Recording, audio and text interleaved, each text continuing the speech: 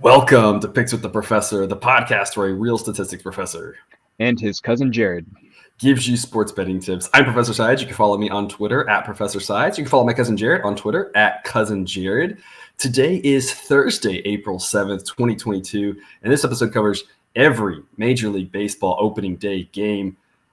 I'm excited for opening day. I'm a little nervous, a little jittery here. Baseball's my favorite sport, and I feel like we've waited a long time for this. Thankfully, we only lost a week of the season.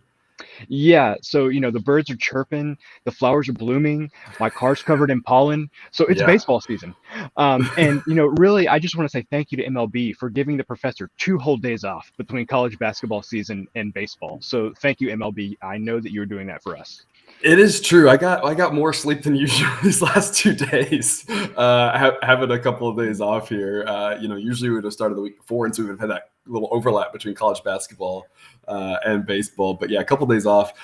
In case you're new here, I built a mathematical model that predicts the probability that each team wins their baseball game. And I analyze weather data to come up with some picks on totals. And as I go through the plays, remember, there are no locks in gambling. So what I'll give you are loves, likes, and leans. With that in mind, please understand that good and bad variance will occur. So as much as I'd like to say we'll be profitable each and every day, that is an impossible reality for any gambler. And before we get to today's slate, a reminder, please hit that like button if you're on YouTube, subscribe, or follow if you aren't yet. It's the only way to ensure you don't miss any college basketball, MLB, or college football content that this channel provides.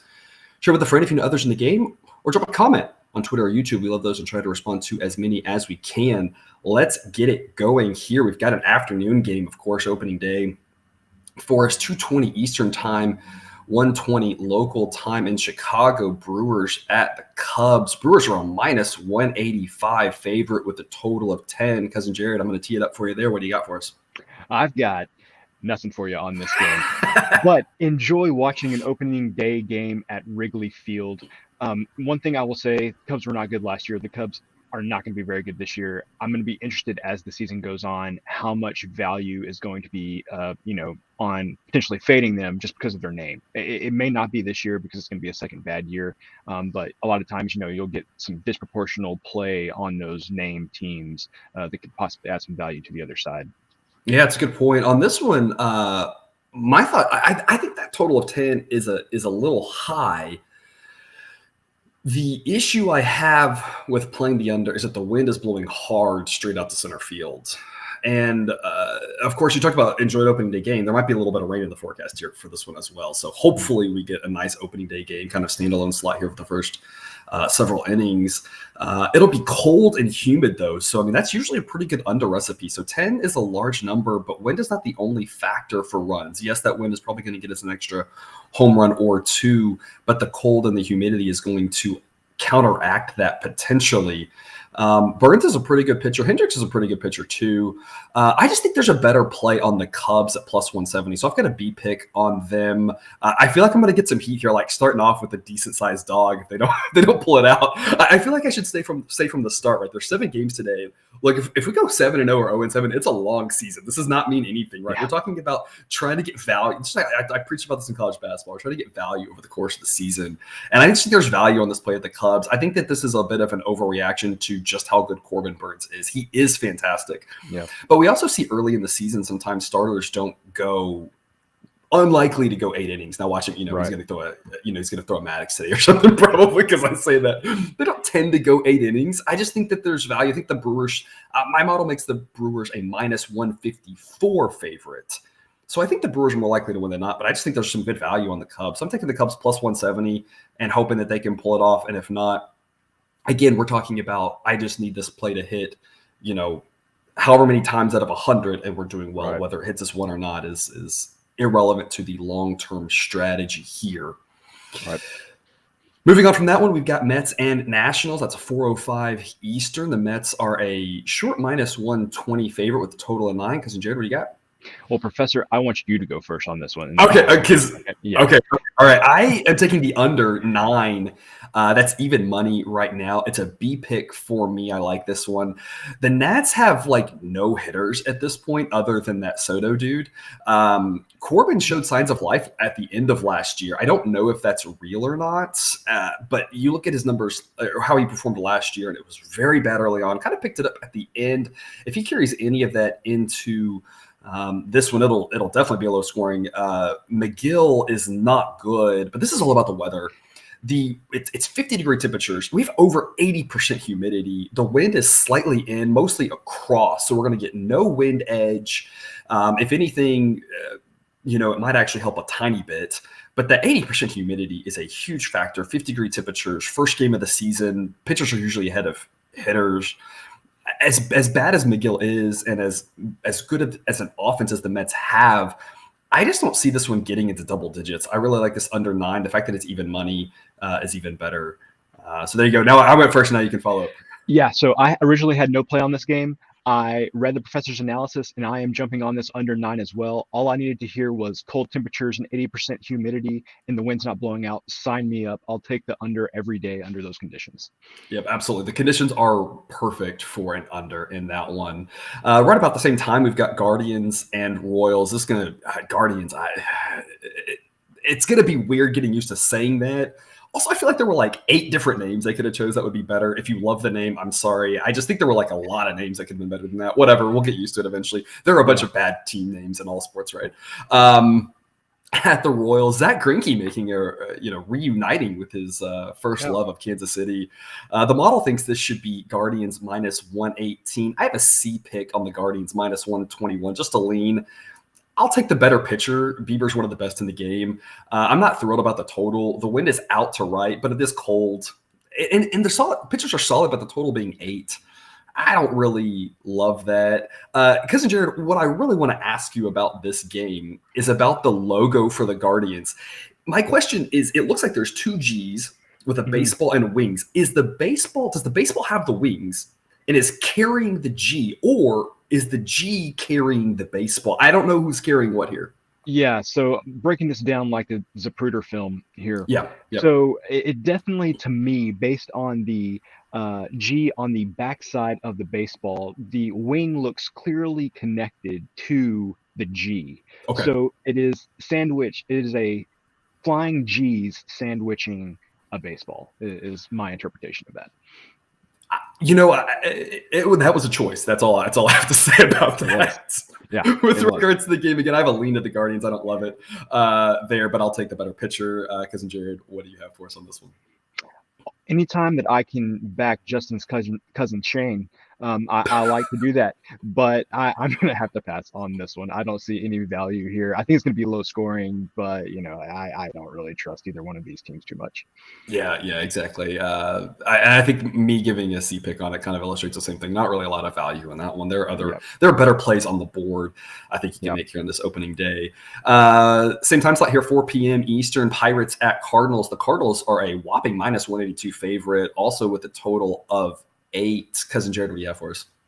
So something I'm not going to do very often, I am actually going to take the Cardinals on the run line here. So I'm going to lay 1.5 runs. When I placed that was about even money. It's actually gone up more. It's plus 110 now.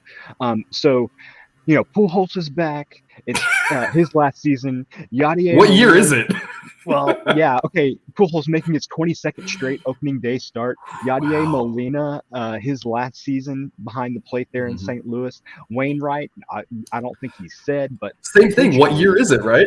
Yeah, we're getting the whole band back together, and I think it is going to be an electric atmosphere in St. Louis. Already one of the best fan bases, probably the most excited for opening day. I think it's going to be to another level. If they score a couple of runs early, I don't see any way that Pittsburgh's going to be able to hang around in this one.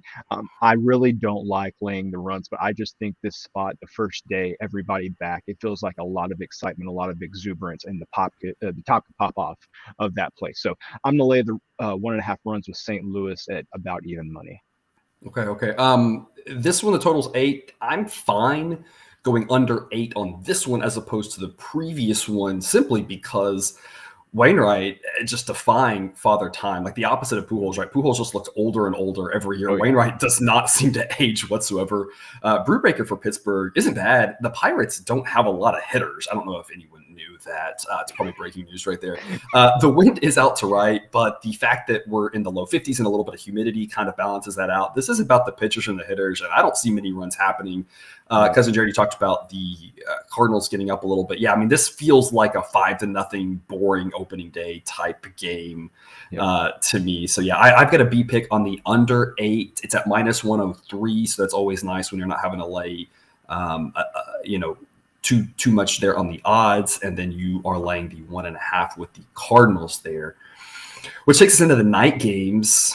Reds at the defending champ Braves. We'll see if there's any hangover for them tonight here in their first game back. 8:00 Eastern first pitch. The model thinks the Braves should be a -181 favorite. They are actually a -182 favorite with a total of 8.5.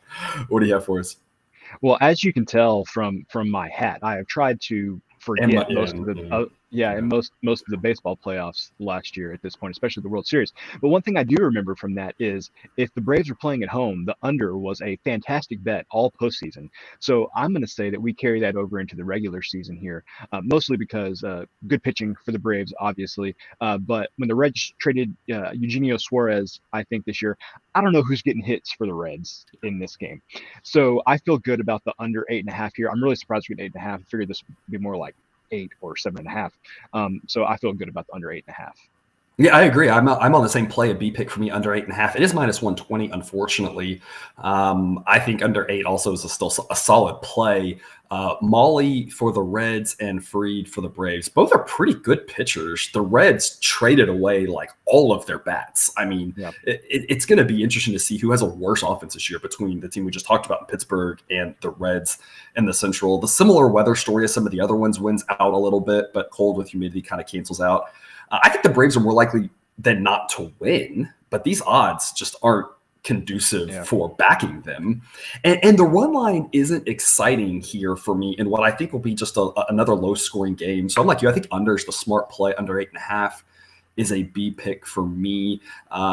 Take advantage of the under here for the Braves. I think beginning and into the season with the weather in Atlanta, right? When the weather warms up in the middle of the season, it'll be a lot harder to get me to play those unders. But right now it's supposed to be a 50-degree day in Atlanta, so that'll help us get to the window there with the under, I think.